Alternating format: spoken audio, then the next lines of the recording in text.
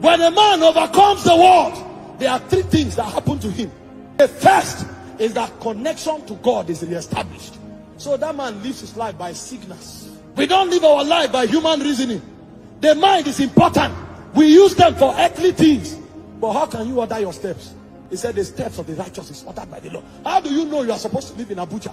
What if God shifts the next phase of your purpose to just? How will you know? Except you live by signals.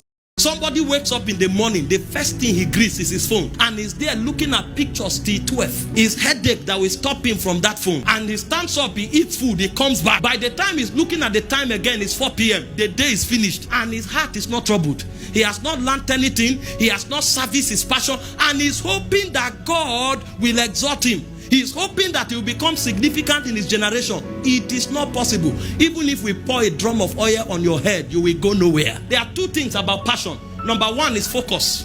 Number two is resilience. If you want to keep your passion strong, nothing must happen to your focus. So what keeps a man passionate is his ability to keep his eyes single.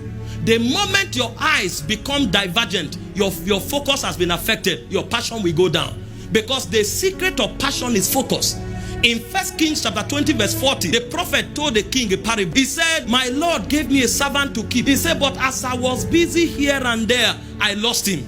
Jesus was speaking. He said, if your eyes be single, he said, your whole body will be filled with light. The reason many have lost their passion is because they have no focus. In 1 month, they attend 12 birthday parties. In 1 month, they attend 15 naming ceremonies. August, you are not a party. They go to places where they have no business. They go to places where they are not celebrated. They just come and hang around.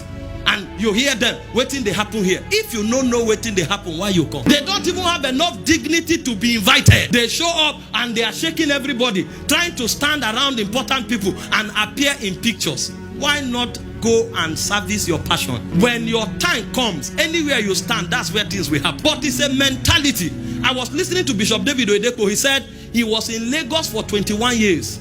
He didn't know the road to the market. He said he only knows the road to 2 places, to the church and to the airport, because it's about his business. The things that are not important, he looks for people who can do that, whom their purpose for life is at that level. He pays them to do it so that they can maximize time, because your greatest asset is actually time. And if you are not passionate, you will waste time. They asked Chinua Achebe, if you were given the opportunity again, what will you demand for?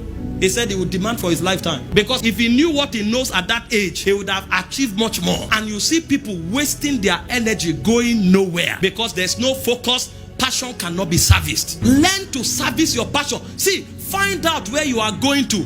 Build your whole life around it, and you will see how impactful your life will become. That's why focus is important. Focus is the way to service passion. And then resilience is the capacity to bounce back anytime you fall. If you don't have enough energy in your spirit, when you fall, you will remain down. The Bible said if you faint in the day of trouble, it's not because Satan is strong. It's not because your God does not care. He said it's because your strength is little. So the reason we build passion is against the day of adversity. In case I fall, there should be residual energy to bounce back. The Bible said if a righteous man falls 7 times, it says 7 times he will rise again. That means there should be energy reserve in your spirit for you to be able to bounce back. But many are not building energy because they don't know that it's a necessary ingredient for a man who is on a mission. Did you read the story of the foolish virgins? At the crucial time, that was when they ran out of oil. And they came to their fellows. They thought it was a cheap thing to access. Give us oil. They said no. Oil is not given, it's bought. And they say go to them that have and buy. Unfortunately, there was no time. And that's the problem many people have. They discover on their deathbed the things they should have done in 70 years. And in 5 seconds, their whole lifetime runs through them. And they realize they wasted all their time doing nothing. Please, don't be found anywhere that does not have an impact on your destiny. You should be able to discipline yourself. Paul said in 1 Corinthians 9:27, I beat my body, I bring it under subjection. Especially those of you who are graduating today. See what this training has done to you. In 6 weeks, 1 person wins 200 souls. Now divide your age into 6 weeks and see how many 6 weeks you have lived for. Some of you have lived for over 106 weeks, but the impact you have had in the last 6 weeks is more than all of the 99 6 weeks that you have lived, because you were not mature in your understanding to become deliberate about your timing. One thing you must do if you are sent is to know how to sustain your passion.